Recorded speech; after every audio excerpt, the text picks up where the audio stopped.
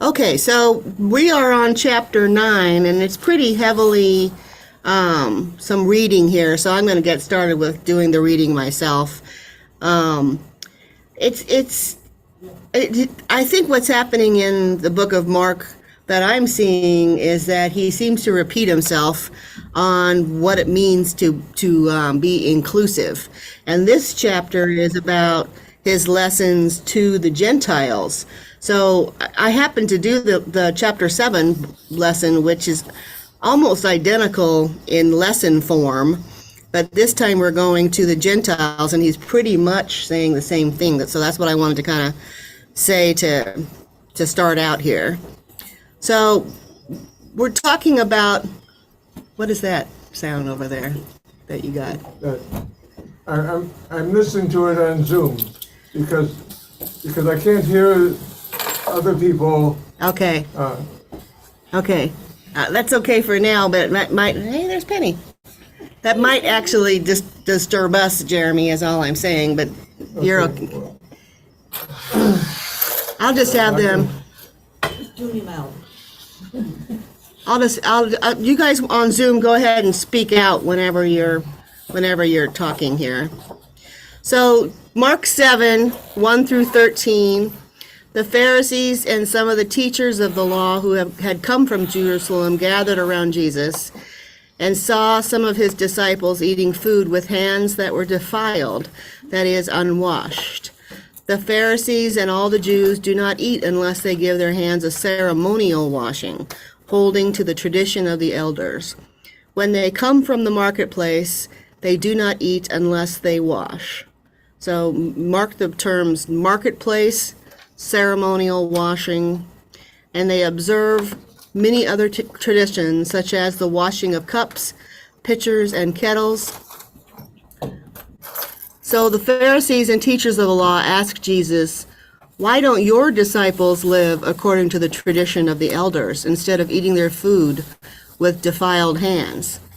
And he responded, and this is his attack, the authors called it the counterattack on Pharisaic, if I'm saying that correctly, authority. Isaiah was right when he prophesied about you hypocrites. As it is written, "These people honor me with their lips, but their hearts are far from me. They worship me in vain. Their teachings are merely human rules. You have let go of the commands of God and are holding on to human traditions." And he continued, "You have a fine way of setting aside the commands of God in order to observe your own traditions. For Moses said, 'Honor your father and mother,' and anyone who curses their father or mother is to be put to death. But you say that if anyone declares that what might have been used to help their father or mother is korban, and that is devoted to God, then you no longer let them do anything for their father or mother. Thus you nullify the word of God by your tradition that you have handed down, and you do many things like that." Okay. So here's our terms that we're kind of looking at. That was a long scripture I wanted to read through myself. So this is the symbolic rituals that they're talking about. Rituals set in this whole marketplace setting. And so Mark is talking about the debate in relation to this economic dimension. So once again, rich versus poor, powerful versus weak. 9. The regulators were concerned about the marketplace food because in their mind, they didn't want to eat anything that was contaminated. So if seed was sown on the Sabbath, or if people didn't wash their hands, then that threw them all off, and that was this tradition that they wanted to, basically say you're not following the law. And this is when they were talking about the traditions of the elders, the oral traditions alongside the written Torah. But what Jesus is saying to them is he's using their own laws against them. And we talk again about this case law thing. My intro to scripture class with Coral and Chris last week brought this up, because what the Torah is case law, and from a legal standpoint, that means that what the Jews would do with these laws is that they would debate them, and then they would actually, with their oral traditions, kind of change them as they developed, kind of a thing. And so what Jesus is saying to them is, let me tell you what you're supposed to be doing. To illustrate how the Pharisees have abandoned the commandment of God and hold fast to human tradition. He said, you have a fine way of setting aside the commands of God in order to observe your own tradition. So I think, and somebody correct me if you look at it differently, I think what he's saying is that you've gotten these laws, but now you're just manipulating them to your own traditions, to your own benefits, to set up your own economic system. So what he is saying is the Torah commands a responsibility to provide economic support for one's aging parents. That's what the Torah says. Honor your father and mother. Anyone who curses their father or mother is to be put to death. But what the Pharisees are doing is that they are circumventing that obligation by telling people, okay, you have to will your estates to the temple. So they're basically declaring that it's because it shows your devotion to God if you will your estate to God instead of to your parents. But then they leave nothing for their father or mother. So they're not following that Torah law, that honor your father and mother. So they're just like stripping down all of the laws and saying, in the name of God, give your money to the temple, which pretty much meant give your money to us, And so what Jesus is saying is the vow becomes a curse. These poor people who are trying to follow the laws, they're now being told, this is what it means to follow the law, when Jesus is saying, no, you guys got it wrong. You're nullifying the word of God by your tradition. And you do many things like that. This is one of Jesus's angry moments, I think. Mm-hmm. So extrapolate that into tithing. Today? Yes. Okay. It's tricky. It's tricky. Tricky. Yeah. Yeah. Of course, the church doesn't demand that we I know. will our estates to them, No. but you are supposed to be generous. Well, I do think it's the difference in our church saying increase versus the Mormon church saying income. I think that we don't have as much of a burden on people as some other churches do in terms of tithing. I think Islam Yeah. requires 2.5% of their income, I think, Oh, yeah? if I remember Yeah. reading that correctly. So, I do think that the churches have to live, and obviously our church is having this issue right now. You've got to have some payment to the church. But, like Jesus said, I also think it's more important to take care of your parents than it is to take care of the church. If you had to, choose between the two, I think Jesus is saying, choose your parents. You guys I agree? with that. What I hear. That's what I hear.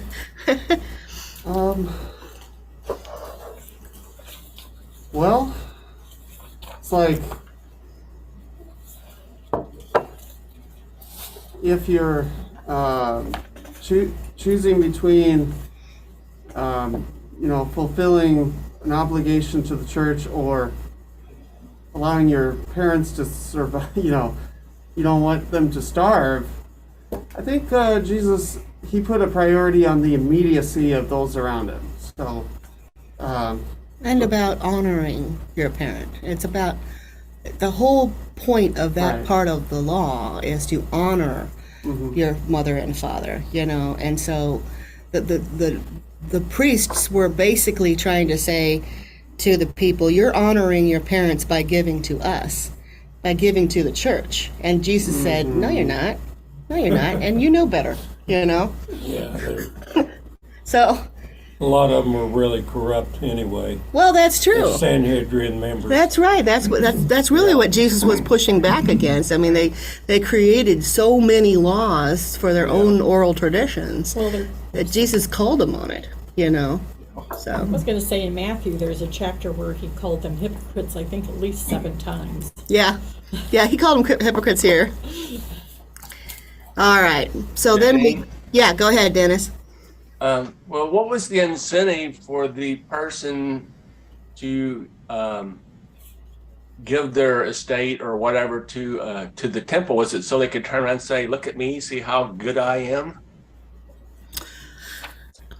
Well, that's a good question. I always thought it was the Pharisees telling them that here's the laws, and you're impure if you don't. I mean, this is all about these purity laws, and so you have to wash your hands, you have to do this, you have to do that, you have to eat kosher, you have to do all of this, and then maybe you are going to be holy enough for the Lord. So it seemed to me that it was more about the church forcing these purity laws on people. Anybody else have an answer? Yeah, Jane, the Yeah. Pharisees would have believed in life after death.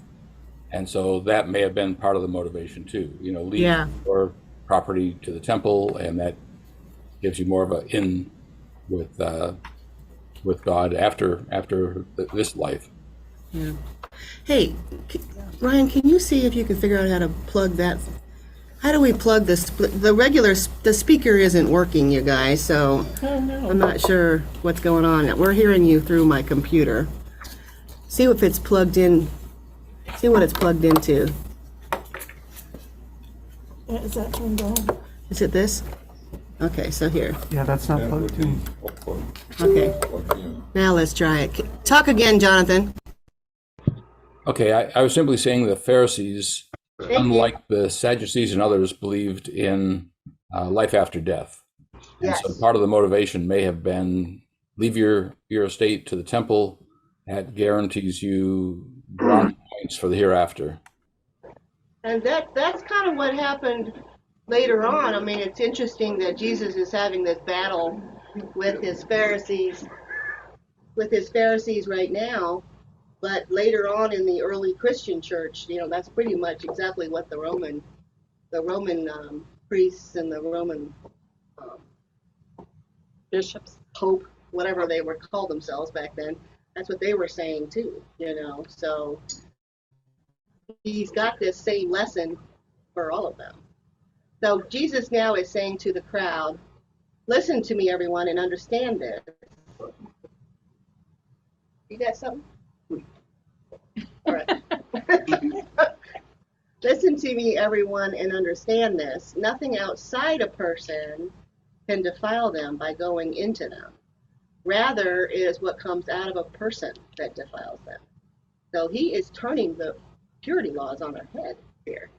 He is now challenging that boundary that the Jewish tradition, for kosher diets and, ritual washing and not working on Sabbath day.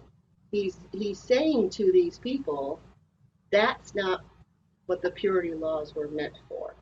So this is him saying to people that the Gentiles are allowed into the Jewish world Mm-hmm. because now the purity laws, he's going to define them differently. No longer defined the way their traditions have defined them. So that's what he's saying to the crowd now. And that's basically what Paul said. Oh yeah, absolutely.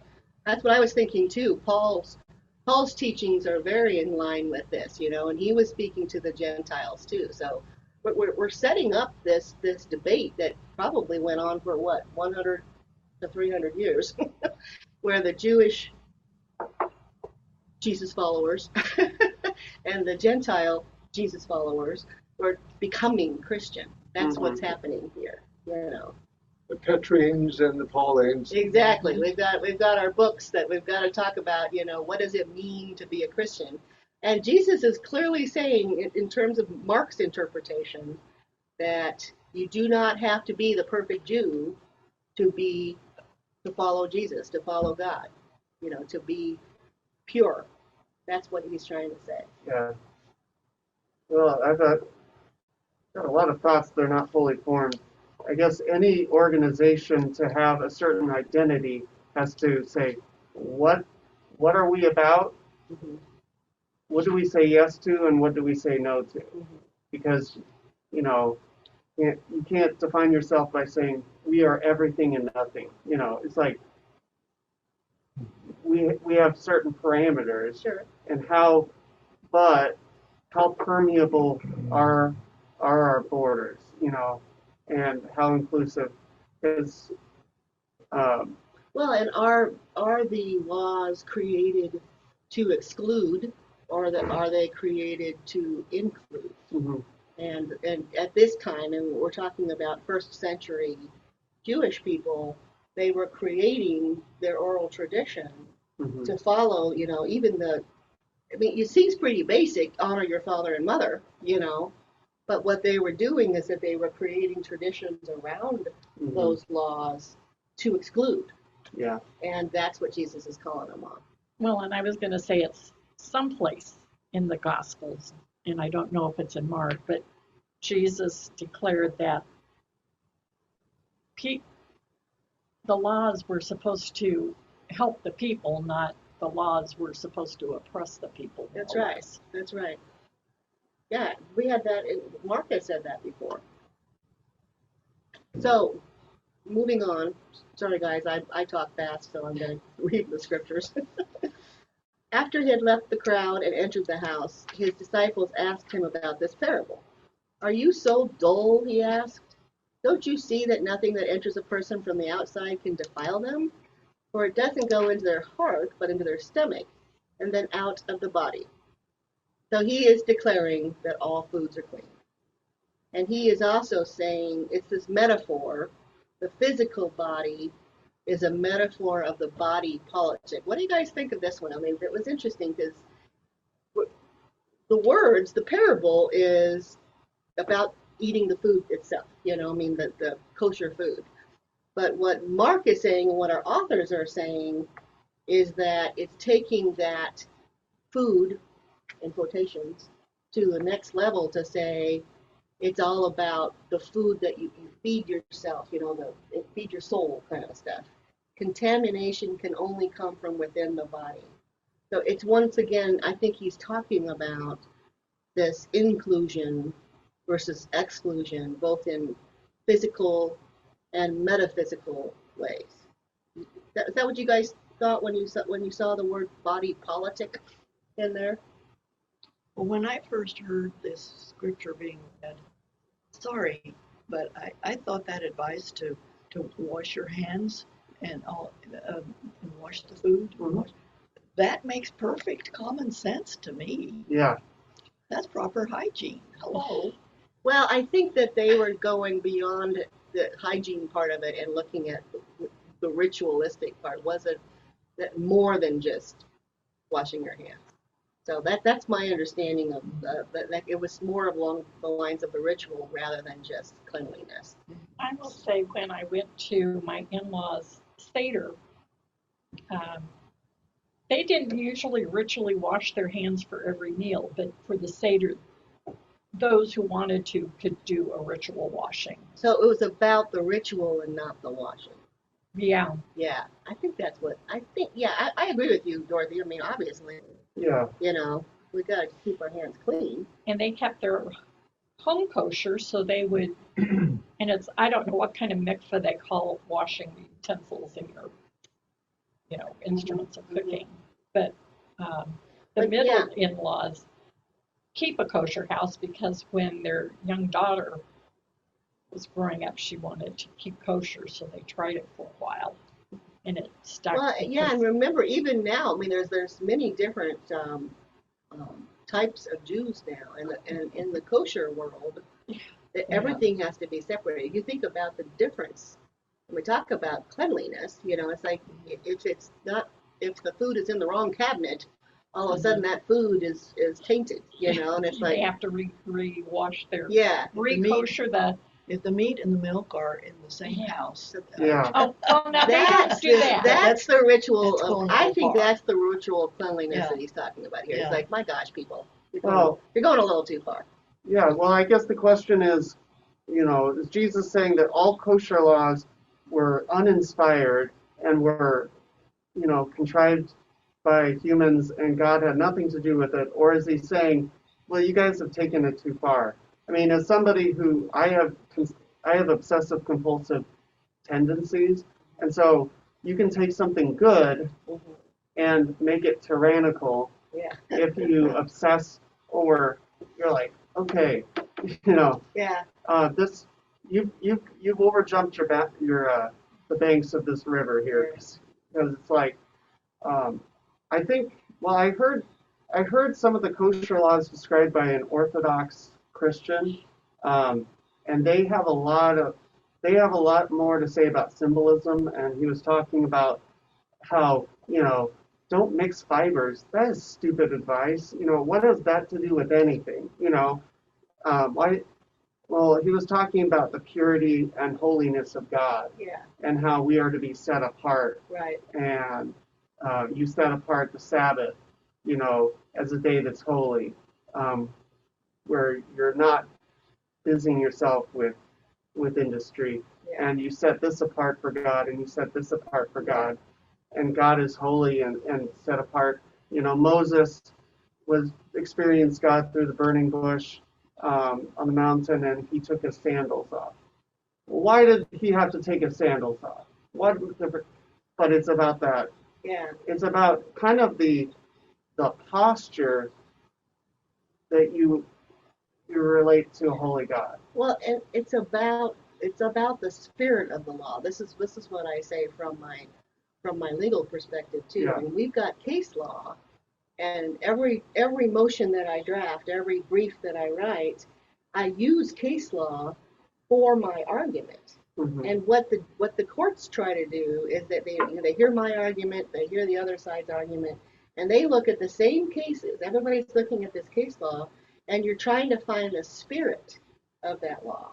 You're trying to find, okay, this is what the court meant, or this is what we should be doing. And so that's why case law is always changing, because it's about a reinterpretation. And I think that's kind of what the Torah was about. Let's reinterpret it to make it work for who we are today. And Jesus is saying it doesn't work for the Gentiles. That they shouldn't be forced, not to eat pork or whatever it is that is this law that they've had for centuries. That's not the rule of how to become pure. That's what he's trying to say. So the kosher diet must no longer be used to exclude the Gentiles. That's what he was trying to say. The Jews must share their table with those considered unclean. So this is what the problem was, is that they were considering everything the Gentiles did unclean. So obstacles to building community with Gentiles must be removed. So, Hey, yeah, Jay, go ahead. I have a question for you. Okay.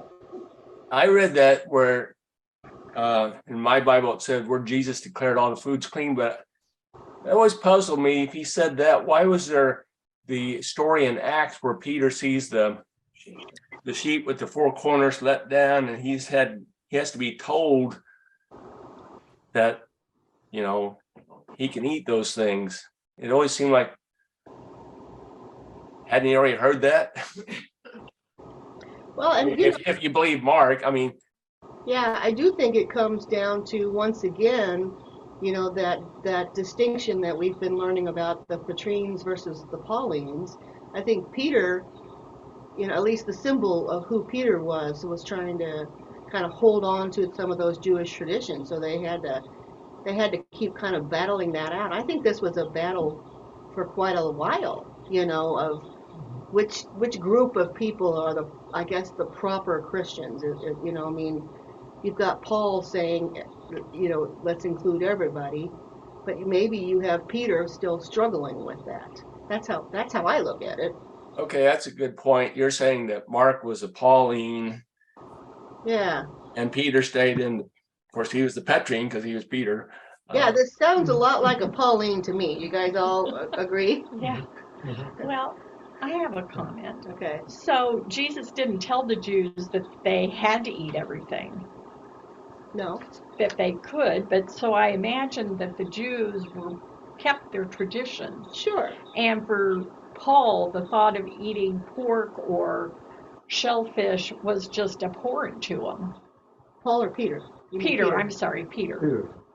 Yeah, maybe. I And mean, I you've think been a Jew all your life. Yeah. And so was Paul, ironically. Yeah, you I know. But But he grew up in a more, let's see, he came from Asia, I don't know. Turkey, or somewhere around in there. I don't know. So, He was a Pharisee. but anyway, Paul came from Tarsus. Tarsus.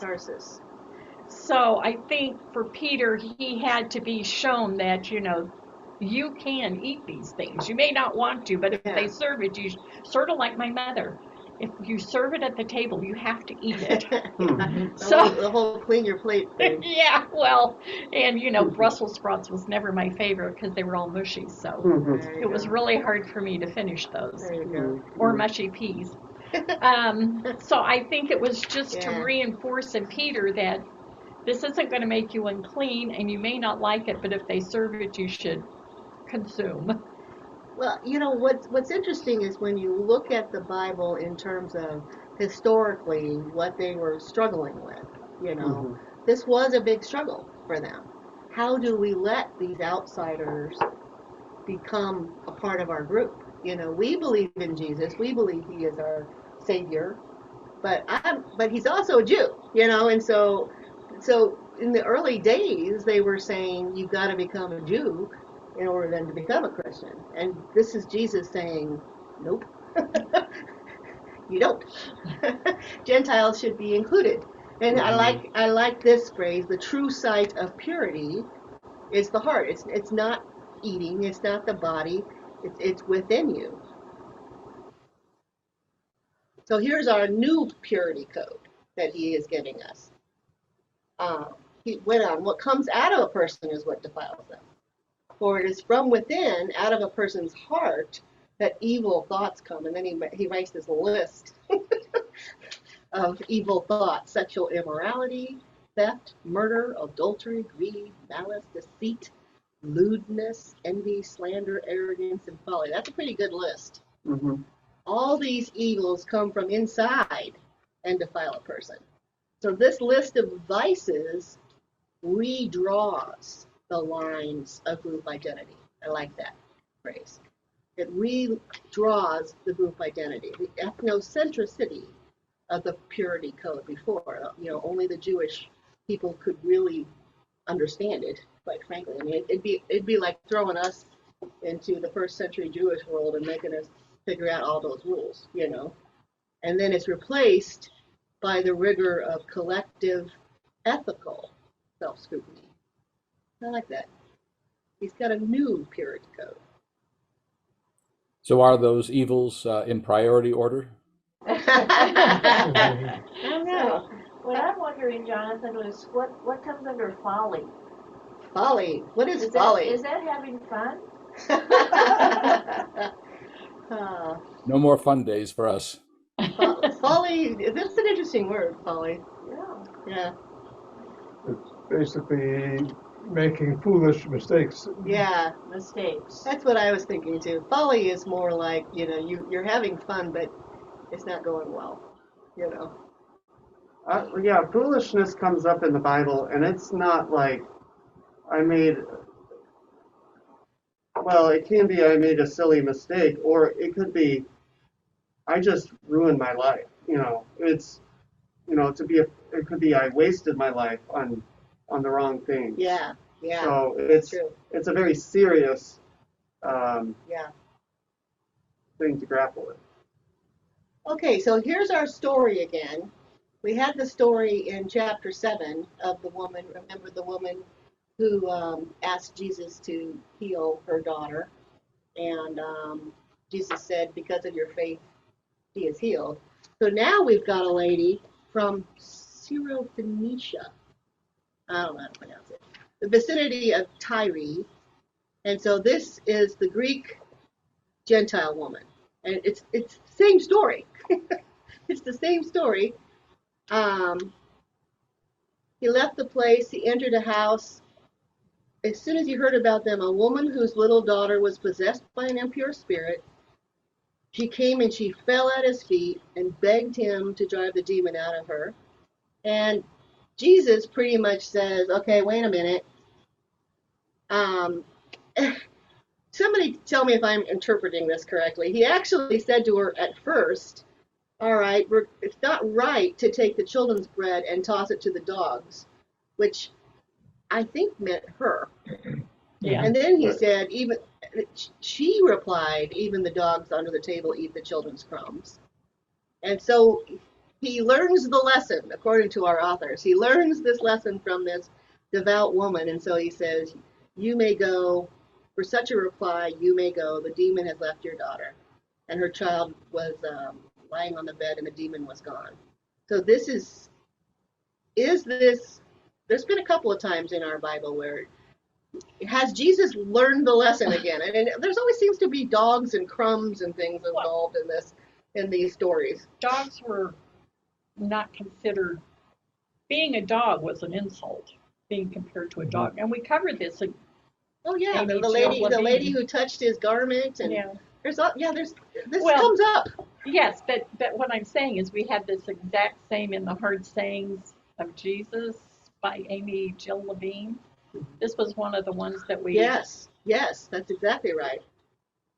So we know how Amy Jill Levine thinks about it, and I think these authors are going the same direction. They're saying, okay, it's a scandalous meeting in the first place, because the unknown, unrelated Greek Gentile woman isn't supposed to even interact with a Jew, and she's actually soliciting favor from a Jew. It did not fit within the honor culture. That's what it's called, the honor culture of who you're supposed to be. And remember, the story two weeks ago was the same. I mean, the Jairus, I think it was Jairus. Yeah. He was the synagogue leader, so he could ask.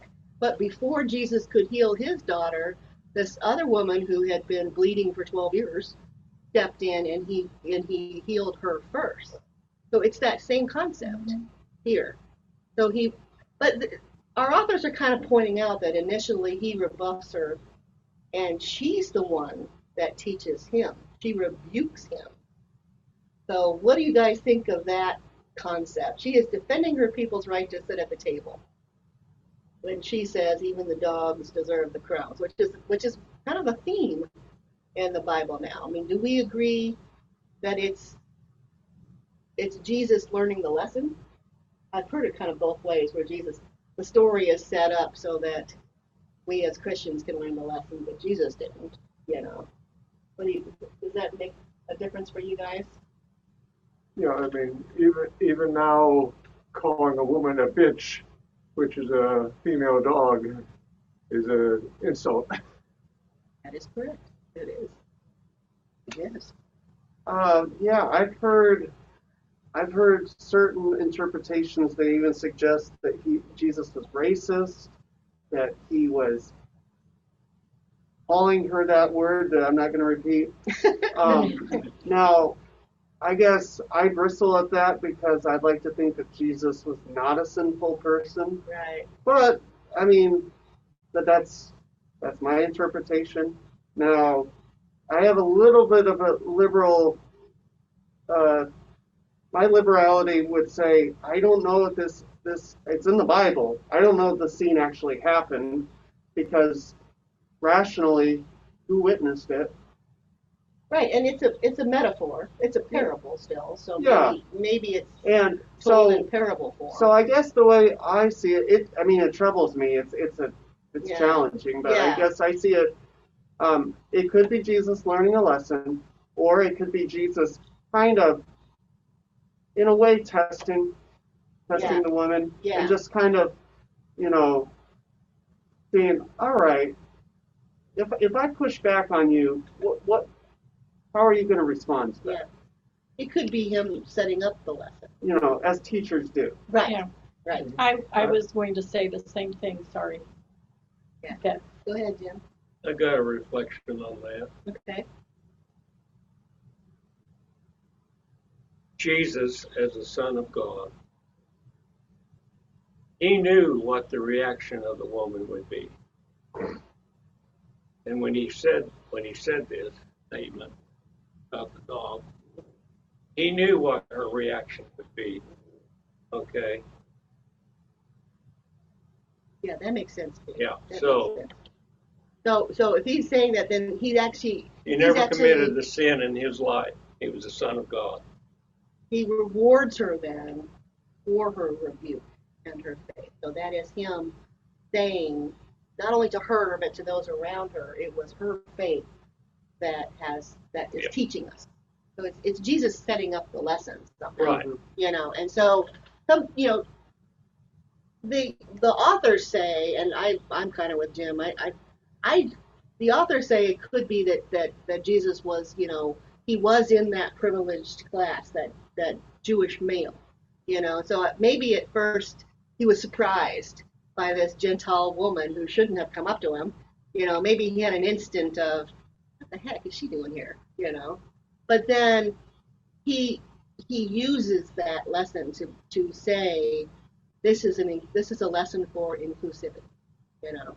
And so what our authors are saying, what the lesson is from this story, is that the collective identity of Judaism must suffer this indignity from the perspective of the honor culture and break down the social boundary.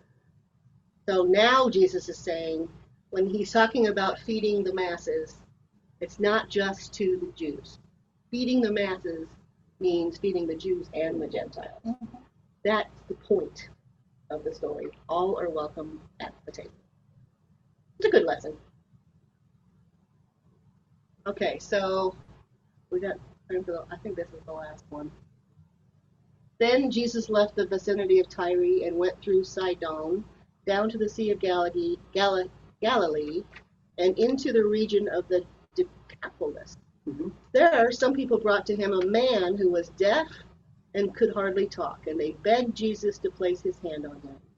And he took him aside, away from the crowd. Jesus put his fingers into the man's ears. Then he spit and touched the man's tongue. That's a little too graphic for me. He looked up to heaven and with a deep sigh said to him, Ephphatha, which means be opened. At this, the man's ears were opened, his tongue was loosened, and he began to speak plainly. So, lesson is kind of clear on this one. Before I push the button, lesson is clear. Do we know if this guy was a Gentile or doesn't really say, does it? I don't know, where's Sidon? I didn't look. Paul. Well, they were in a region that was not very Jewish people. Okay, so They're actually in what today is Lebanon, just south of Beirut. So they're still in Gentile territory? Yeah, so Gentile territory. It's some authors writing about this call it Jesus vacations. They said sometimes Jesus needed to get away from the Jewish authorities, and so he would retreat to some Gentile. I like that. I mean, this is right on the Mediterranean. It's probably beautiful. And, you know, it would be relaxing and a time to get away with his disciples to kind of talk things over a little bit and not have to worry about the Pharisees watching everything he's doing. So I think there might be some truth to that. I don't know. I like that. Jesus went on vacation. That could be a whole sermon there. Even Jesus deserves a vacation. That's right. Yeah. So, Yeah, but it was a working vacation. Working. swimming with the dolphins. You mean he took his laptop with him?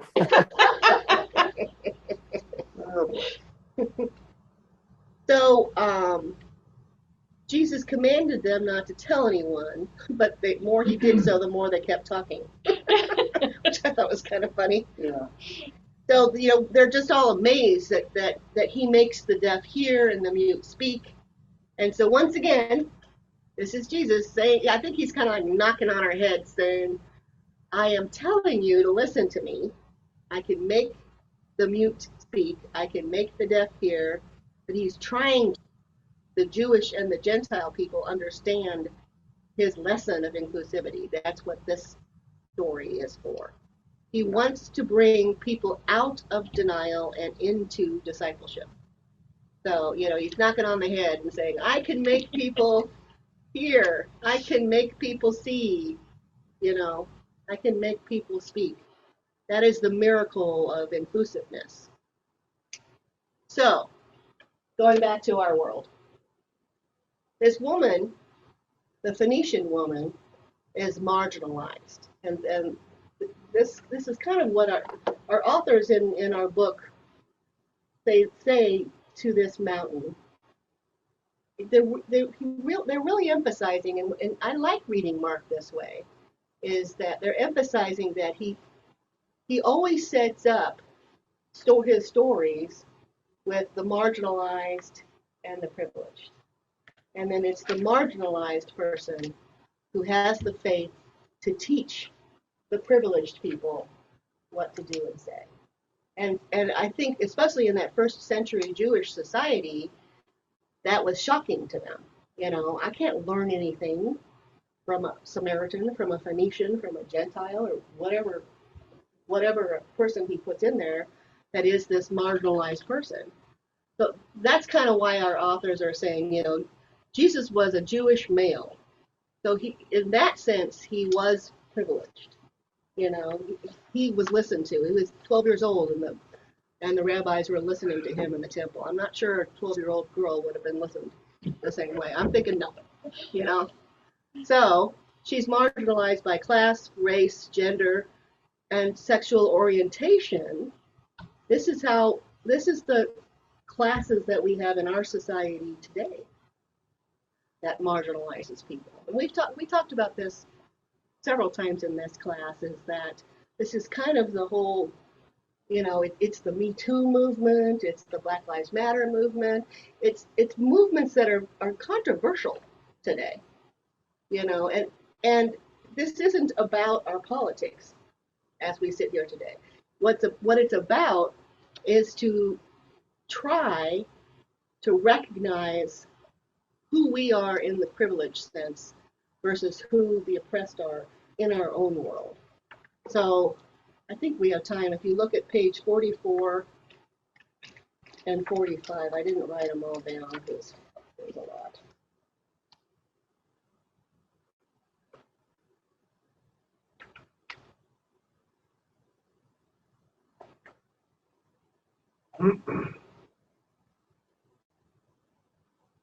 What did I write that down? Well, it was in the chapter. Are you talking about the list of things dealing with white privilege? Yeah. Where is that? Did I miss it? It says 45, 44 and 45. Yeah. So somebody read what I meant. I know. Where's that list, Jonathan? You see it? My Kindle doesn't have Oh. pages on it, but I can read some of them if you want. Yeah, read a couple of them, and that's why I didn't want to write them all down. Okay, it starts out, the authors say, in order to catalyze your thinking, consider the following list of white privileges. When my son is fixing a friend's car radio, he is not in danger of being arrested for car theft. Yeah. When I see paintings of God or Jesus Christ, the skin is the same color as mine. And when I am told about our national heritage or about civilization, I'm shown that people of my color made it what it is. And there are 3 or 4 more, but that's a start. Yeah. I had the page wrong, guys. I apologize. It wasn't 44. It was 74. Oh, 84 and 85. See, Oh, 84. Okay. when my Sorry, son when I is wrote those when my numbers down. son is That's bottom There of we page go. 84 and up there. Thank you. Yeah. You. 84, 85. And Jonathan, yeah, I didn't want to write all those down, but I am never asked to speak for all the people of my racial group, things like that. So we answer those questions. Those are easy for us, right? I've never been asked to speak for white people, you know, and the whole issue of when my son is fixing a friend's car radio, he is not in danger of being arrested for car theft. I mean, that's just, you know, some of the really, you know, blatant problems that we have in our society right now, you know, or traffic stops. You know, who's afraid of the police when you get stopped? If you're driving while black, you know. Exactly. I'm never afraid. Or jogging while black. Yeah. Yeah. So that it's just something that all that our authors are saying is recognize the privilege that we have. That's it. Just boom. We are not afraid. I mean, I argue with the police, for goodness sake. You know, that's ridiculous that I do that. You're You a know? lawyer. Yeah. Exactly. Not always. Believe me, they don't want to hear. I don't tell them I'm a lawyer. Can I relate That's a something, lawyer I a would little expect you story? to argue. Yeah, exactly. Go ahead, Jim. Yeah, I'm telling a little story on myself, but I did this for practical reasons because I was concerned about my nephew's safety. Now, my sister has two boys. DJ Kirby's the oldest, Kirby Ham, and the other one, he was born in the year 2000, so I guess he's 43 now. Kind of hard to believe it. Anyway, when he was in his 20s, he told me, me and my friends are coming to Kansas City and have a good time. And I said, Jay, I moved up here in 1973 and I want to please listen to your Uncle Jim. I said, don't go east of Troost Avenue at night. Just don't do it. I'm telling you for a practical reason. And I really meant it. I didn't mean to be prejudicial or to get down on black people or anything. But I had lived in, you know, when I moved to Kansas City in 1973, I had to transition from a country boy to a city boy. I had to learn some lessons. Okay. Yeah. Now, a lot of times I ride the bus. I ride the bus a lot. And a lot of times I'm the only white guy on the bus. And it doesn't bother me. Good. It might have bothered me when I first moved to Kansas City, okay? Yeah. But I told my nephew this because I didn't want him to get hurt. You know, I was looking at the practical reality of Kansas City, okay? Well, you know, and it's one of those things where, you know, Troost is that line where that's been made a big part. You know, I actually, the only thing I ever did for the Black Lives Matter thing was on that. I figured out what Juneteenth was finally, you know, which never was taught to us in my classes at least. And on Juneteenth, I stood on Troost. I stood at Troost. It was during COVID, so we were all separated and it was a silent protest, and all it said to the blacks who were driving down the street, I am a white person, but I see you, kind of a thing, you know. And that was a pretty profound experience for me because I grew up with that too. Yeah. You know, don't go past Troost, you know. And there's some of those neighborhoods are scary to me too, you know. But what this story is telling us is we have to start listening. I like this middle paragraph here. Oppressed people, our black friends, let's say it that way, often have a profound analysis of social situations, and they know the paths to justice. People in position of authority need to heed them. So what Jesus is telling us in this chapter is listen to the oppressed. They have a different viewpoint of justice. Doesn't mean we're wrong. It just means we need to recognize the privileged people that we are, you know. Jane, Yeah, go ahead. It struck me and sticks with me when Clint told us that he was driving down the road and had the kids in the car with him, and he was pulled over to, you know, and they asked the kids, you know, are you supposed to be with this white man? Is it okay for you to be with this white man? And they said that, yeah, that's our dad. But you know, Exactly. that's a little bit of a thing that kind of really struck me, that, you know, we think of it in one direction, but it's also the other direction too. Yeah. You know, he could have been a child molester and had picked up these kids and kidnapped them. Yeah.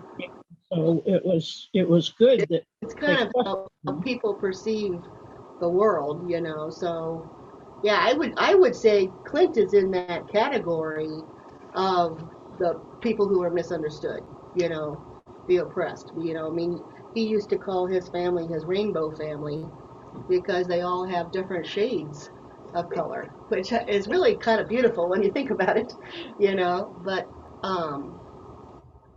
yeah, people misunderstand him. And so I really think what the lesson is for us is to listen to those voices. It's when we allow ourselves to hear and heed the broken, and they actually jumped to heed the broken parts of ourselves rather than casting them away from our consciousness, that we can see more clearly the paths to inner healing. So even within ourselves, there's privileged parts and there's oppressed parts. So we point to the privilege in ourselves and our neighbors, at our work, at our church. Do that every day, they tell us. And the word was just do it, you know. Do it anyway, even if it's uncomfortable for you, you know, because pointing out privilege means you're understanding your privilege and you're willing to listen to the other side, you know, to the side of the oppressed, to the people who have a different view of justice, and it just might be a lesson that's good for us. That's what I see. You haven't been to the Johnson County the red line exhibit. Absolutely is on point with this. I've been there. Yeah. Yeah. You come out with a heavy heart, don't you? Yeah. Yeah. But Yeah. Jay was born in 1980. I got the date wrong, so that Okay. makes him 43. Not 2000. His daughter was born in 2000. Okay. Okay. Yeah, I mean, that's a good point. There's a lot of lessons right here in our own city, you know. I mean, that truth line, that's well known, you know. Did you change it to truth or Truth. just? Well, I think they just changed it. They changed it to truth? They changed the name of Truce. Yeah. They're talking about it. Hey, No, they were going to change. They were going to change part of it, I think, to Martin Luther King. They But then wanted to they, have Paseo was named Martin Yeah. Luther King. but then they changed back. Yeah. Right. Got Well, Paseo. some I feel- guy's name is Truth, and I don't know what the. I don't I think thought truth they has had been passed changed. it. I know the Oh, reason okay. because I listen to talk radio. Oh, Well, then you. Okay. you know the truth? Or And you know some talk I'm radio more, guys? you know, this worries true. me. I don't like. Here's the thing. Dr. Troost, he's named after a medical doctor. He was a doctor in Kansas City in the, 1850s, 60s, 70s, 40s, 50s. Okay. There's a painting of him at the Nelson Gallery. Okay. George Caleb Bingham did the painting. Okay. So they want to change the name just because Dr. Troost owned slaves.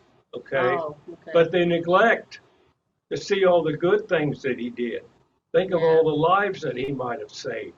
Think of all the violence that was happening then, the gunshot wounds and whatever. He probably saved a lot of lives. Yeah. Okay, and just because during that time, of course I don't believe in slavery and I think it was wrong, but we have to realize that we can't carry this burden and be blamed for what our ancestors did. They're long dead and gone. Has it been okay? changed yet? But I there thought so. are a They certain hadn't group voted of on it? people that Okay. want to blame present people that are alive. I don't think they Or- want to blame people Well, now, oh, yes, Jim. they I do. think Oh, yeah, they do. what they want to do is they want all of they don't want us to honor those people anymore. That's why, you know, to me, that's the debate. Well, And Is it history or is it honoring somebody that we shouldn't be honoring? You know, I mean, there's extremes, and I think that, yeah, Well, in Truth truth, did a lot of but good they're things. Truth is throwing away named all after the good somebody things that else. Dr. Truce did. I know, but I don't know what the answer is, honestly. Yeah. You know, but it's a debate that rages because obviously George Washington did a lot of great things and he was a slave owner. You know, and Thomas so Jefferson. it's more like let's tell the truth. You know, but I agree with Jim. I don't think we need to be tearing everything down. You know, I No. think we need to balance it. But I I don't know will- what the balance I is. will say the truth is somebody's last name. I don't know who it Has is. it been changed? Yeah, I and guess Bennett not. Truth, he was a medical doctor back in the 1970s. The No, word the truth. truth, the TRUTH is also somebody's last name, and I don't know who it is. Yeah. I don't believe they've changed it, Sojourner, discussing it. Sojourner Truth was Yeah, I old haven't as heard name. that done it yet, so I think it's just part of the debate. You know, just like the Paseo versus Martin Luther King debate, it went back. It's now Paseo again. You know? Part of the problem is we need to be sensitive to the people who live and work in that area. Yeah. Yeah, And when I go down Troost, when I walk down that street, I'm often the only white person. And so knowing that Troost, Dr. Troost, all the good things he did, you know, was a slave owner, that can be not very sympathetic to those folks.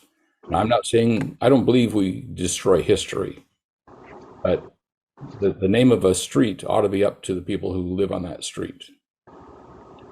right. The extreme for me is that Pettus Bridge in, where is that, in Alabama or something? He was actually a Ku Klux Klan member. And a bridge was named after him. You know, it was the famous bridge that Martin Luther King walked over. Yeah. Is that what it's called, Pettus? Well, and to me, there's extremes to both of these arguments. It's like, oh my gosh, why do we have a bridge named after a guy? We all agree the Ku Klux Klan guy was bad. Well, and how many Not a lot of redeeming military qualities. bases were named after Civil War general Right. from the Confederacy? It's clearly a raging debate, and I do agree with Jonathan. It's like, part of this is just to kind of recognize the people who live there.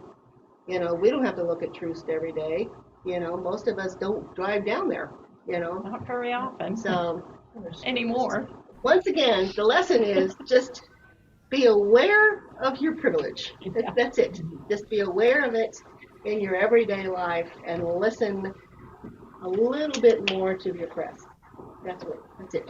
Lesson of the day. So thanks everybody. That's chapter 9. They've decided to name Fort Bragg Liberty. All right. Okay. You know, they're changing the names of. Bragg was a civil, a School Confederate names that they're general. making them change. Yeah, but why care And I guess what the name they've is? changed a lot of Just those tradition? already. Why do you but- care what the name is? I guess because it's always been there. There you go. Well, because it's always been that. here's the It means thing. nothing to you. If the name doesn't mean anything, then why change it? Why does it matter? Because it matters to the oppressed. Exactly. So names do make a difference. Yeah, but Names it do doesn't make a matter to me, so I don't have a viewpoint. I don't have a stake in the view. Yeah, I know. It's more. Why should we honor those who are traitors to the country,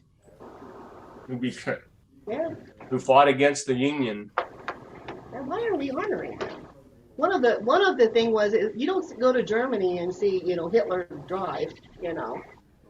So some of those Civil War guys really were despicable. So I don't know. I mean, in the name of history, we're doing some of this. In the name of tradition, I don't care. I was going to say on the Indians, talking about changing that, Indians did not want it changed. In both ways, though. Yeah. Now they're coming out saying that they do. So, but they are the oppressed people. I say let them decide, not me.